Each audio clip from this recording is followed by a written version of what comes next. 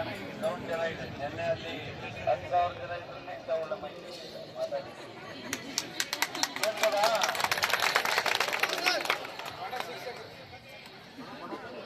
ಈಗ ಹಿರಿಯ ಉಪನ್ಯಾಸಕ ಬಂಧುಗಳೇ, ನಾನು ಯಾವಾಗಲೂ ಮತ್ತು ರಾಜ್ಯದ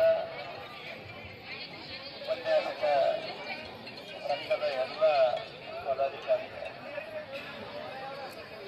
ಕೋರ್ಸಿನಲ್ಲಿ ನಾನು ಯಾವಾಗಲೂ ಮಾತಾಡ್ತೀನಿ. ವಿಚಾರನ ನೀವು ಯಾಕೆ ಉಪನ್ಯಾಸಕರ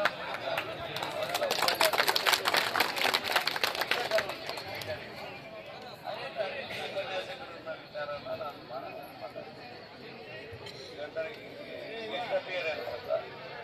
ಆಮೇಲೆ ಪಿಕ್ಚರ್ನಲ್ಲಿ ಕಥನ ಎಲ್ಲ ಮಾತಾಡ್ತೀನಿ.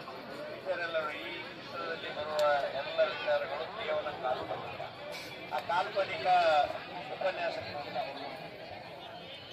ಕಾಲ್ಪನಿಕ ಅನ್ನೋ ಪದನ ಹಾಕೋದು ಅತಿಥಿ ಶಿಕ್ಷಕರು ಅಂತ ಹಾಕೋದು ತಪ್ಪು. ಈಗೆಲ್ಲ ಶಿಕ್ಷಕರ ಕೆಲಸನೇ ಮಾಡ್ತಾ ಇದ್ದೀನಿ. ನಾನು ಯಾವಾಗಲೂ ಮಾತಾಡ್ತೀನಿ.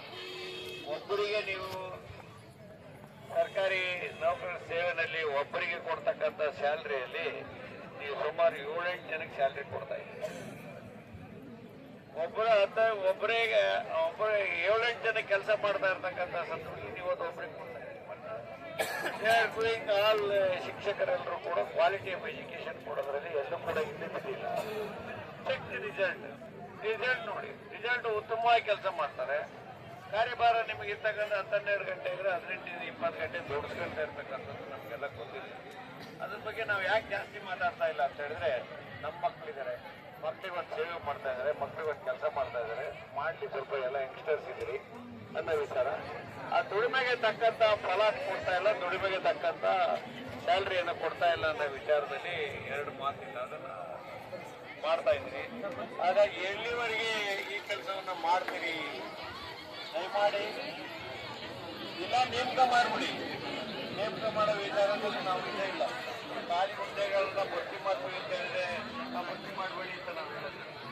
ಆದರೆ ಈ ರೀತಿ ಶಿಕ್ಷಕರನ್ನ ನೇಮಕ ಮಾಡಿಕೊಂಡು 10,000 ರೂಪಾಯಿಗೆ 8,000 ರೂಪಾಯಿಗೆ ದುಡಿಸ್ಕೊಂತ ಇರ್ತಕ್ಕಂಥದ್ದು ಅವೈಜ್ಞಾನಿಕ ಕೆಲಸ ಮಾಡಬೇಡಿ.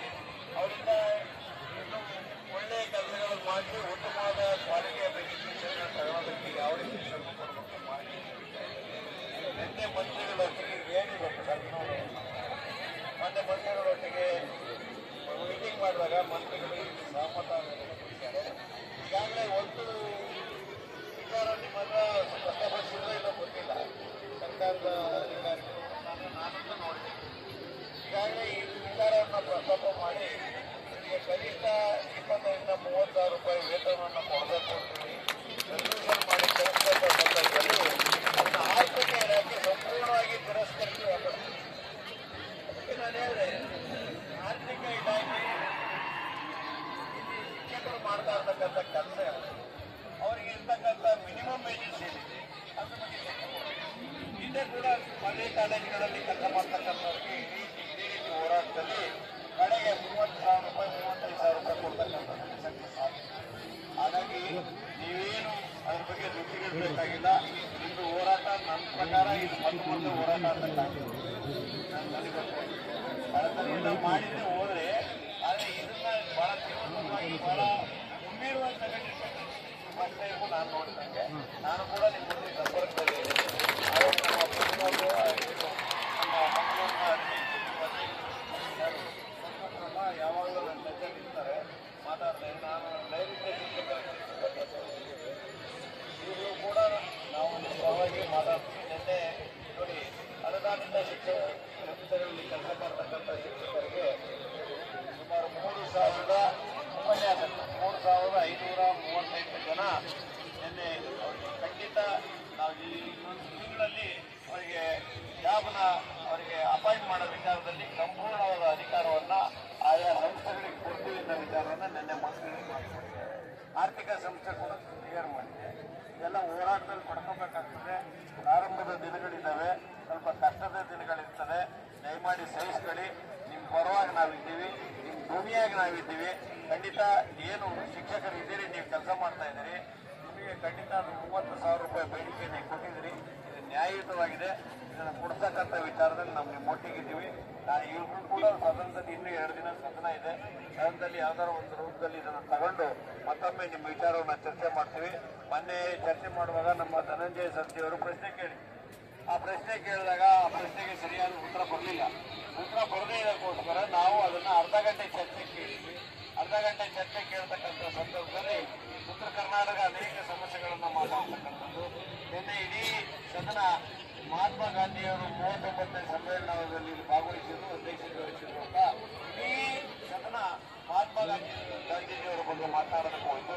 ಹಾಗಾಗಿ ನಾಳೆ ಉಳಿದಿರ್ತಕ್ಕಂಥ ನಾಳೆ ಇವತ್ತು ಅರ್ಧ ದಿನ ಮತ್ತು ನಾಳೆ ಮತ್ತು ನಾಡಿದ್ದು ಏನಾದರೂ ಮಾಡಿ ನಮ್ಗೆ ಅರ್ಧ ಗಂಟೆ ಚರ್ಚೆ ಕೇಳಿರ್ತಕ್ಕಂಥ ಸಂದರ್ಭ ಈಗಾಗಲೇ ಬಂದಿದೆ. ನಾನು ಕೂಡ ಸೈನ್ ಮಾಡಿಕೊಟ್ಟಿದ್ದೀನಿ. ಅನೇಕ ಜನ ಇದ್ರ ಬಗ್ಗೆ ಮಾತಾಡ್ತಕ್ಕಂಥ ವಿಚಾರದಲ್ಲಿ ಮಾನ್ಯ ಮಂತ್ರಿಗಳ ಆಶಾದಾಯಕ ಏನಿದೆ ಈ ವಿಚಾರವನ್ನು ಬಿಸಿ ಕೊಡ್ತಕ್ಕಂಥ ಕೆಲಸ ಮಾಡಿ ಯಾವ ಕಾರಣಕ್ಕೂ ಏನು ಬಂದಿರ್ತಕ್ಕಂಥದ್ದಲ್ಲಿ ಅದಕ್ಕೆ ವೇತನ ಕೊಡಬೇಡಿ ಅಂತೇಳಿ ನಮ್ಮ ಹೇಳಿದ್ದಾರೆ, ಯಾರು ಅಧಿಕಾರಿಗಳು ಹೇಳಿದ್ದಾರೆ. ಅದಕ್ಕೆ ಯಾವತ್ತೂ ಅನುಕೂಲ ಕೊಡಲ್ಲ. ರೈಟ್ ಇದೆ, ಈಗ ಬಂದಿದ್ದು ಕೆಲಸ ಮಾಡಿದರೆ ಈ ಕೆಲಸವನ್ನು ವರ್ಕಿಂಗ್ ಡೇ ಅಂತೇಳಿ ನಾವು ಮಾಡ್ತಕ್ಕಂಥ ವಿಚಾರದಲ್ಲಿ ಖಂಡಿತ ಮಾಡಿಕೊಡ್ತೇವೆ. ಅದೇ 10-12 ಗಂಟೆ ಕಾರ್ಯಭಾರದ ವಿಚಾರದಲ್ಲಿ ಸ್ವಲ್ಪ ಸುಧಾರಿಸಿ 4 ದಿನ ಖಂಡಿತ ನಮಗೆ ಗೊತ್ತಾಗ್ತದೆ. ಅದು 15ರಿಂದ 20 ಗಂಟೆ ತಿಳಿಸ್ಕೊಳ್ತಾ ಇರ್ತಕ್ಕಂಥ ವಿಚಾರ. ಅದಕ್ಕೆ ನಾವು ಒಂದು ಕಾರ್ಯರೂಪಕ್ಕೆ ಯಾವ ರೀತಿ ತಂದು ವಿಚಾರದಲ್ಲಿ ಮಂತ್ರಿಗಳೊಂದಿಗೆ ಮಾತಾಡಿ ನ್ಯಾಯಯುತವಾಗಿ ಗೊತ್ತಿದೆ ಮಾಡಿದ್ದೀವಿ. ನಿಮ್ಮಿಂದಲೇ ಈಗ ಉತ್ತಮವಾದ ಗುಣಮಟ್ಟ. ಈಗ ರಿಸಲ್ಟು ನೀವೇನು ಕಡಿಮೆ ಕೊಟ್ಟಿದ್ದೀರ, ರಿಸಲ್ಟ್ ಎಲ್ಲ ಕಡೆ ಕೊಟ್ಟಿದ್ದೀರಲ್ಲ, ರಿಸಲ್ಟ್ ಕೊಟ್ಟಿದ್ದೀರಲ್ಲ. ಮೊನ್ನೆ 1, 2, 3, 4 ರ್ಯಾಂಕ್ ನನ್ನ ಕ್ಷೇತ್ರದಲ್ಲಿ ಬಂದಿತ್ತು. ಉಡುಪಿ ಮೊದಲನೇ ಸ್ಥಾನದಲ್ಲಿದೆ, 2ನೇ ಸ್ಥಾನದಲ್ಲಿ ಮಂಗಳೂರು ಇದೆ,